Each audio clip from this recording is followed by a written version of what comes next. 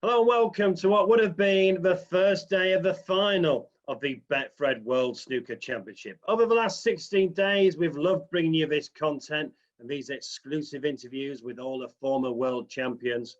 But the real champions, of course, at the moment are the NHS and the key workers. For everyone, I think it is pulling together, especially the NHS key workers, all doing an amazing job. The National Health Service, and I've been in touch with a few people that are right on the front line, and the job they do is quite incredible. Take your hat off to the NHS. They're putting, say, their own lives on the line. Just absolute admiration, towards all the people involved with the NHS. They're the real heroes. People might look at sports stars and different things and put them up on different pedestals. I think everybody in any walk of life are looking at all these NHS workers and helpers and putting them up in the pedestal. It's a sorry state that it's taken something like this for everyone to sort of realise what they actually go through for us, but thankfully now people realise that, and hopefully they get what they're going to get in the future, and obviously that's more backing and more support, so fingers crossed it's a good thing for the NHS in the long run. This is a worldwide thing, and what they're doing really is remarkable. We all get wrapped up in our own jobs and things like that, but these guys are doing incredible things.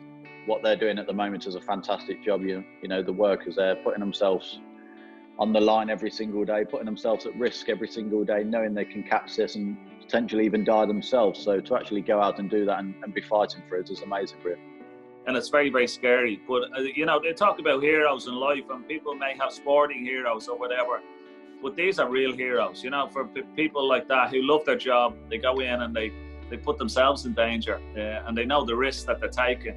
And, they're the real heroes. What they're coping with at the moment is quite incredible, and we've got to make sure we look after the wonderful people that work in the National Health Service and all carers, really. The NHS are doing a fantastic job, and say all we've got to do is stay in to help them out. How hard can that be now, us to stay in and hopefully knowing you're going to be safe, whereas they've got to go out and do their 12, 14-hour shifts every day, and I don't know, it's heartbreaking, but in a way, yeah, they're the real heroes without a shadow of a doubt.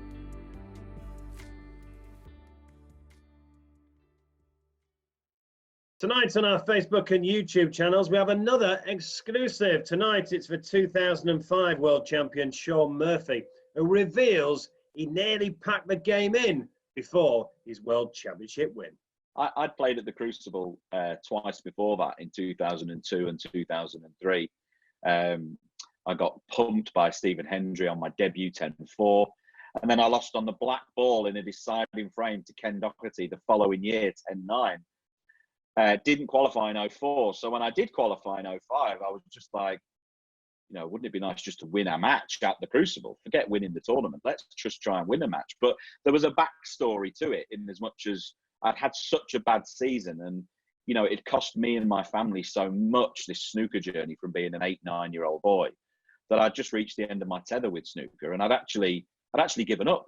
I'd actually decided that was going to be my last tournament, and we'd see where my life took me. I'd gone and inquired about getting a job selling cars at Mercedes-Benz in Sheffield, and the guy there had said, well, we'll start you out and see how you go, get this snooker thing out of the way and come and start selling cars.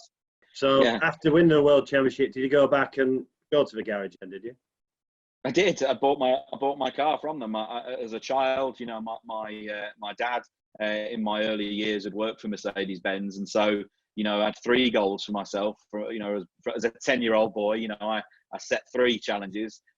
One was to be world champion, one was to be world number 1, and the other was to own a Mercedes-Benz. And that 17 days at the World Championships achieved 2 of those. I've still not been to the top of the rankings. That's something I'm still chasing. That's still what gets me out of bed and gets me to the club, coronavirus notwithstanding. But that's the thing I'm still chasing.